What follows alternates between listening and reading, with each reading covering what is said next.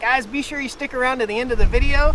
This is a little bit of a bonus right here. We didn't know it was gonna happen. We're putting fish in our pond, we're capturing a honeybee swarm, and we got 2 new cows today. Hope you enjoy the video. Hey there folks, this is Josh, Stoney Ridge Farmer. Welcome back to the farm. Today we are gonna be working with the cows, and we're gonna be working with the ponds, and we're gonna teach you how to release fish into your pond. We're gonna talk a little bit about pond fish and habitat, and we're gonna have some fun here on the farm today. We've got the Cub Cadet out this morning bright and early, and we're waiting on my uncle to bring us 2 more young heifers to put with our herd. So we'll have a total of 9 cows. It'll be a good time here on the farm. You can see all this hay back here in the background. Future video coming out about that, why we have all this hay back here in the springtime. We really don't need to feed them hay right now. I'll tell you in a future video. So come along today as we get new cows and we show you how to introduce fish into your fish pond. All right?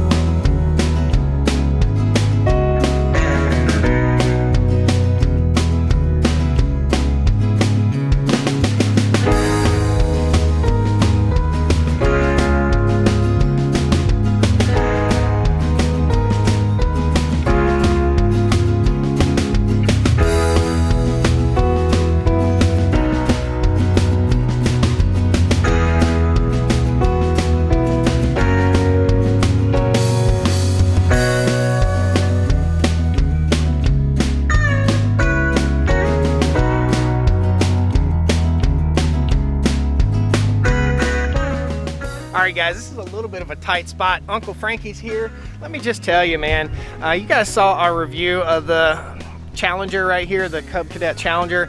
What a super duper awesome machine. This is Mrs. Stoney Ridge's rig right here. It's just super versatile and it's easy to just hop in and run around. So super duper happy with that. Again, love that. It's a Cub Cadet Challenger MX 750. Frankie's backing up right here. He's got himself in a little bit of a pinch. I might need to help him. You might hear the drone in the air. I'd love to have the drone up when we release these 2 cows. So let me help Frankie back up just a little bit here. He's got it. He can drive. So every gate on the farm has a lock on it. A lot of people have commented, oh, those locks aren't worth a hoot and blah, blah, blah. Well, let me tell you what, that lock is enough to slow somebody down so that I can catch them trying to get in my pasture. We got 2 babies in here, man. So these are gonna be recently weaned cows, okay? Recently weaned heifers. They're probably somewhere in the neighborhood of 6 months old, something like that. They're about 500 pounds, I think. Let me look. How you doing, man? Good, how are you? Oh yeah. What do you think, about 500 pounds? One of them's gonna be about 450, 475, the other one about 550, somewhere in that neighborhood. Cool. So one of these cows, Frankie's telling me, is 6 months old, and one of them's about 7 months old. One of them weighs about 450, and one of them weighs about 550. Hopefully they don't blast right over top of the camera when we let them out, but this should be fun. Good stuff. It's always fun to bring new animals to the farm. So we had puppies, and we got rid of our puppies. We took the money from the puppies, and we bought livestock. Awesome. Come on. Come on. New home. There you go. Come on, girl. Pretty girl. Come on, girl. There you go. All right, you're gonna get to see the dynamic of cows meeting cows.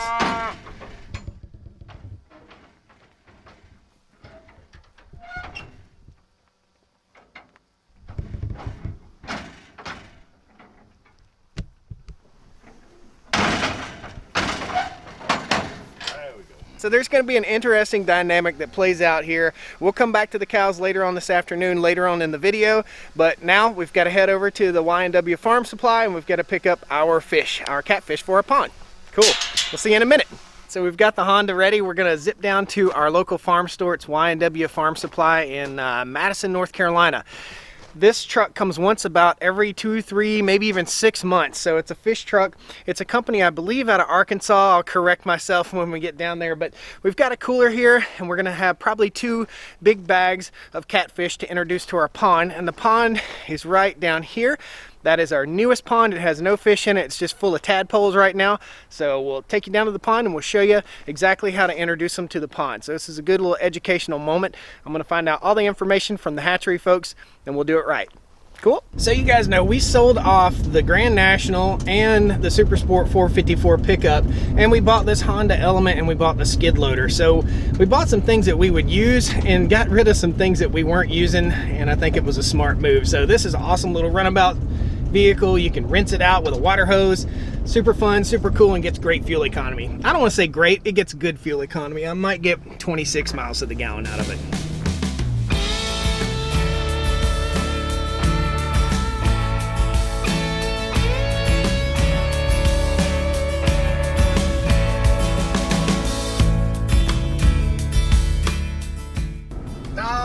We're pulling in here.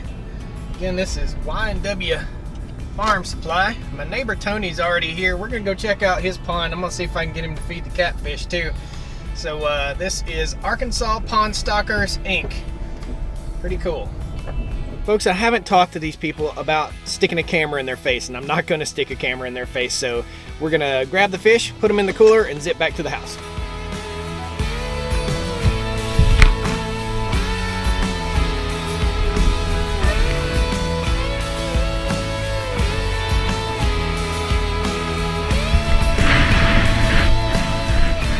Fish loaded and headed home. I'll give you guys some awesome tips and tricks on introducing fish into your fish pond here, and we'll talk a little bit about the size and how quickly they grow. And we got channel catfish.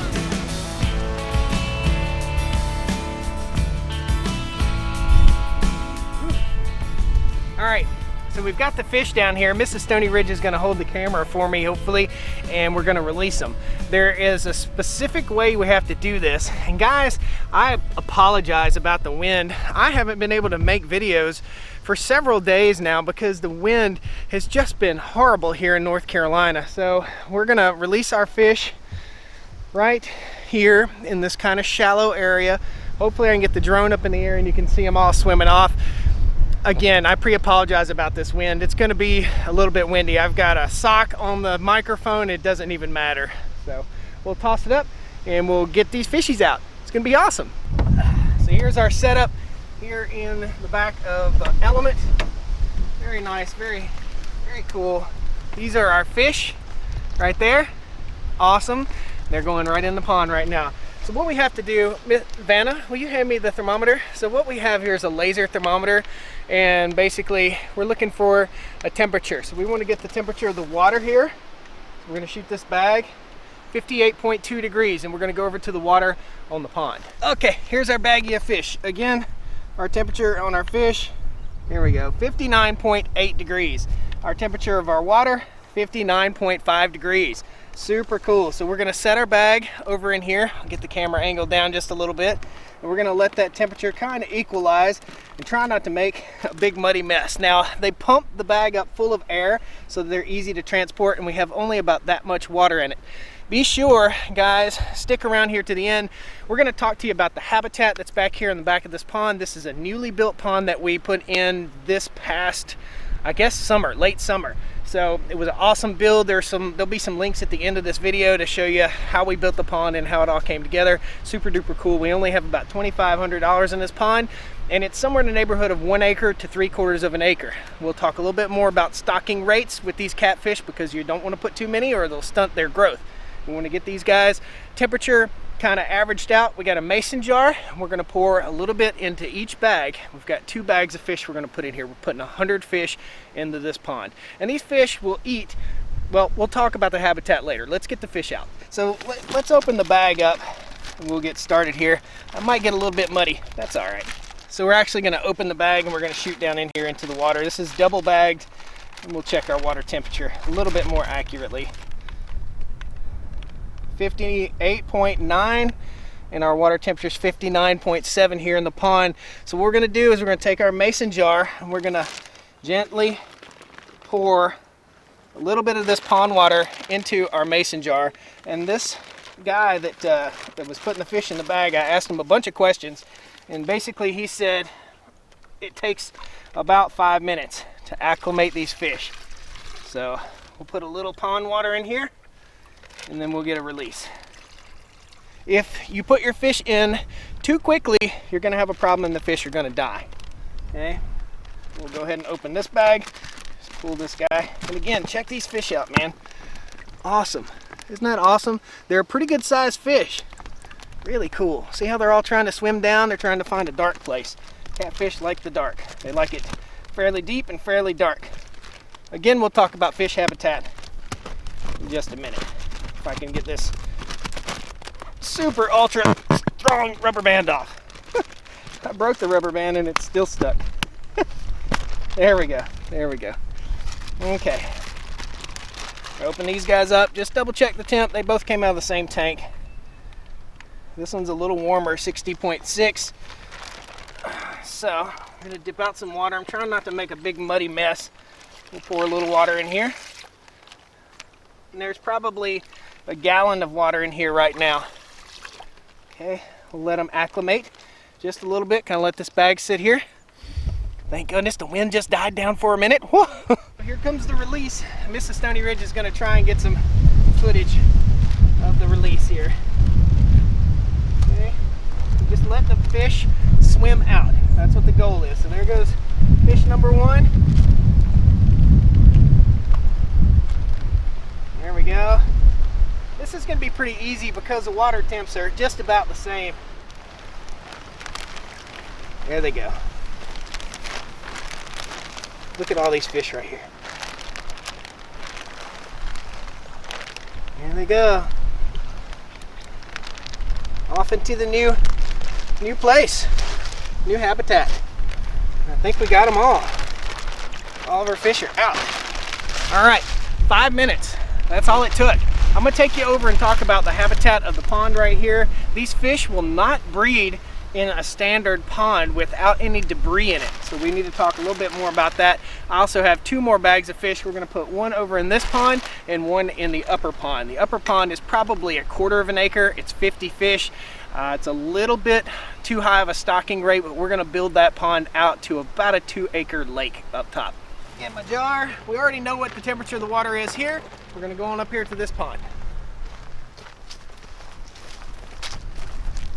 Gosh, this wind is whipping.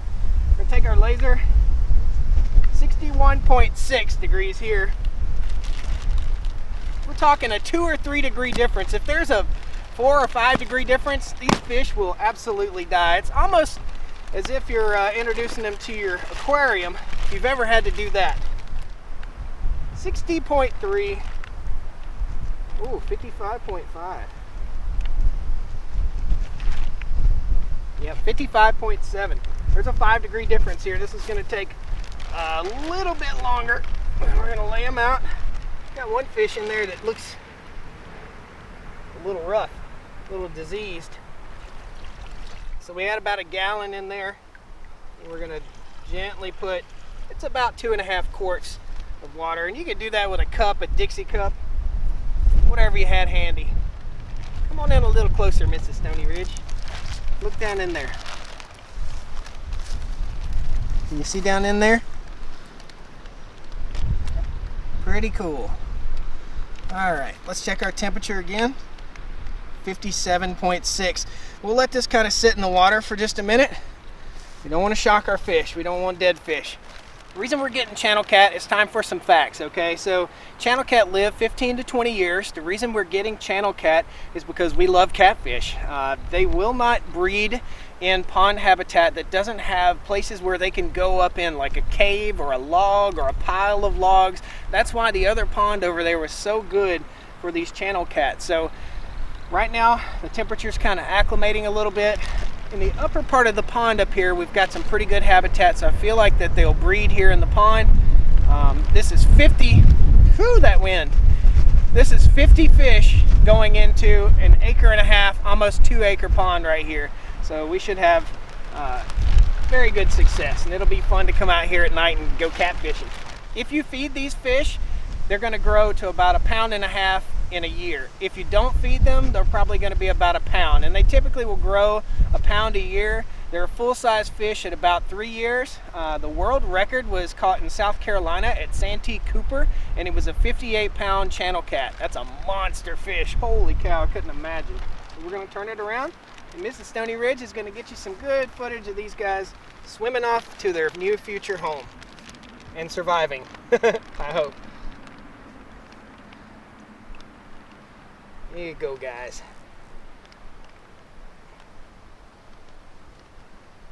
Look at that. There goes the bag blowing away. What do you think? Come here, Mrs. Stoney Ridge. What do you think about your new pets? I think they'll enjoy their new home. I think they'll be tasty. Well, it'll be fun to catch. We're not gonna starve if we have catfish and we have bass. So we've got a pretty nice, I guess you'd call this a bass pond right here. It is very productive, so super duper happy. We have to run trespassers off all the time from our pond. I don't understand people coming to your pond and just using your property like it's theirs. It's pretty rude, and when I come up here they all act surprised, like, you know, I live right there, man. Like, I'm literally 300 yards away and they don't come and ask or put a note on the gate or anything. So I had to run some people off day before yesterday. Just acted like it was no big deal, like this is public property, man. Frustrating. Happy we got fish. We will not be taking you up to the other pond because it's a steep embankment and it's kind of a hole. So that's it. That's how the fish live. They will eat mud and they will eat all sorts of goodies off the bottom. They're kind of bottom feeders, and they'll also eat tadpoles and salamanders and all kinds of goodies out of this pond. For every species you introduce to your farm, 8 more species thrive. So awesome, guys, super cool. If you have any questions, post them down there in the comments section, and we're going to go back after we put this last bag in and visit our 2 new cows and see how they're doing. Firing up the Cub Cadet. I'm going to zip back down, check on the cows, and make sure the waters are good and everything too. I also noticed a honeybee swarm. We'll stop there and I'll show you on the way down. Maybe. There we go. Woohoo!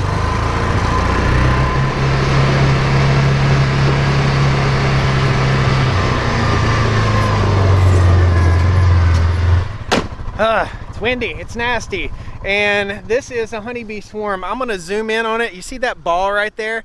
I'm gonna zoom in on it for you to see. That is the time when the honeybees are the most peaceful, the most docile, so it's not like a honeybee swarm like, oh my God, swatting bees away. So what we'll do is we'll take those honeybees right there, and we'll take that box down there that I already have prepared, and we'll take the honeybees, we'll clip that little limb off that apple tree. It's just a tiny limb. Won't be a big significance, and we'll take that limb and lay it right on the top of there, and those bees should go right down into that hive, and then we'll have another honeybee hive. It's not really ideal to have your honeybees swarming. There's a lot of stuff you can do to prevent swarming. We've had 3 swarms this year and we have 3 hives, so hopefully they've sorted themselves out. So we've went from 3 to 6 hives now, and hopefully we'll get some honey this year. Awesome. That's the honeybee yard, and the orchard is right down there below the honeybees. We'll go check the cows, and then I'll catch that off camera.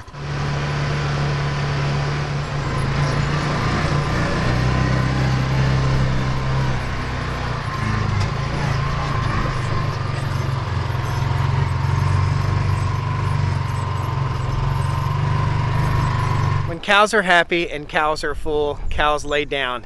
And that's a testimony. So the new cows are doing good. They're the smaller of the 2. You can see, let's see here, let's walk over here. They're kind of going to be a little bit, I guess, keep themselves a little secluded. They're a little fuzzier than the other cows. They haven't quite lost their winter coat. I'll put you on one. There's one right there.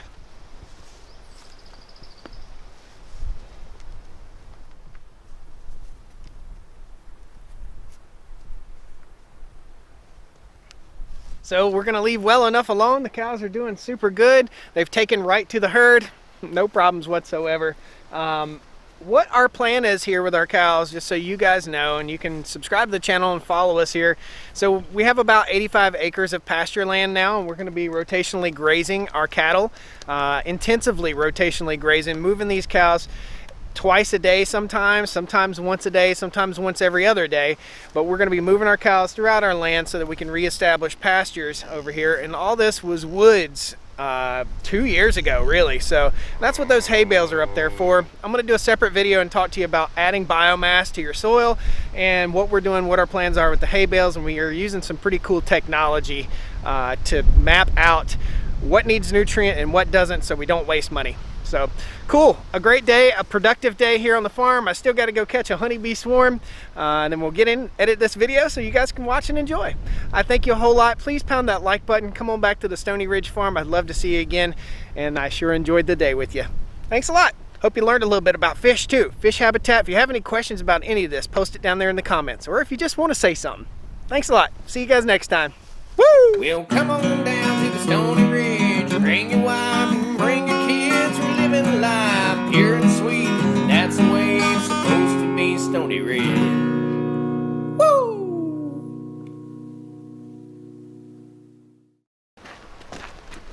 Bonus footage, we're gonna catch that honeybee swarm and we're gonna put this in the video. So the end of this video is us catching a honeybee swarm. Our honeybee supplier is Triad Bee Supply. They are great people. You can look them up online. I think triadbeesupply.com. Great folks, really good folks. John out there at Triad Bee Supply has helped me so much just with good beekeeping advice and awesome stuff. So bonus footage. I love doing some bonus footage. This is a breathable suit. Check this out. It's a breathable mesh, so it's not like a cotton suit. Typical suit would just be made of this cotton. This has a breathable mesh, and it's 2 layers of breathable mesh, so really, really handy. You really don't have to wear a suit for this. I wear a suit whenever I handle the bees because I don't want to get stung in the face. I just don't like it. When bees see beard, bees see bear. So stay away from the bear. The bees know that. We'll put some gloves on here. And we'll zip on over and catch this swarm. What I'm using, the only 2 tools I'm using is a hive tool and a nice pair of snippers. I'll post a link down the video description to both those tools and any tools we use throughout the day today, aside from the rubber band.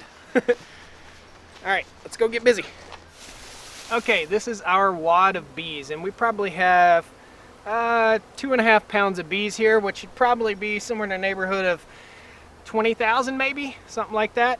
I can't not see the queen on here, but that's okay. Everybody's been asking for a beekeeping video, so we're just gonna snip this limb off right here and carry these bees over to the box. I'll support this limb. I've got the bees in my hands right here. Nerves of steel, baby. Now, carry the camera, carry the bees.